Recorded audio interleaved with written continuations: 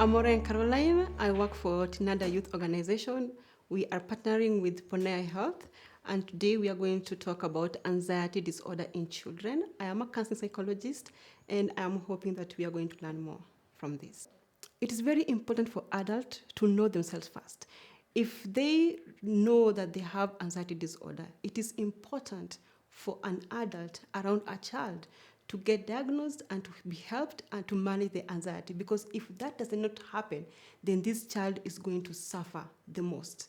If an adult notices that a child is changing some behaviors, is having behaviors that are not normal, maybe they are quiet, or they don't want to speak, or they don't want to go and shower or go into school, it's important for you to pick it up and take this child for diagnosis and for management.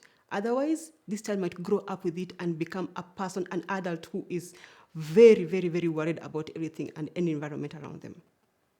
When a child is not diagnosed well and this behavior goes on and on and on, it will affect the child. For example, if it's a school, if this child got this anxiety from school, from a particular teacher or a particular child who bullies them, they will not study. Each time they see this child who is a bully, they will want to keep quiet and start thinking, am I going to get hurt? Or am I going to be pushed? Am I going to miss my lunch? Am I going to be abused? So those kind of things run in the child of a mind and they cannot concentrate in school. If it is a teacher who is mean to the child and makes the child feel like as if they're not safe, then each time the child sees that teacher, they'll always feel like as if something's going to happen. They're going to be told mean words. They're going to be pushed their head. They're going to be abused. They're going to be, bullied and that kind of things. So all of that will not make a child to study well in school. And if this anxiety comes from home, then it's also another problem. The child will feel safe. A lot of children actually feel safe when they're at school because that's where they mingle with the children, they play, and everybody's loving them. But when it comes to a time when they're coming back home, the child doesn't want to go home. The child will stay out for a long time. The child will wander around to get home late, and when they get home late, they'll be beaten, then they know they're going to be beaten or they're going to be punished, and so they don't want to come home late. They'll pass by a friend place and stay there until very late, and they start going home when it's late, and when they reach there, they will be punished. So it is very important for each and every adult around a child to get to understand why a child is having a different behavior that they never had before. Anxiety disorder is very common even among adults.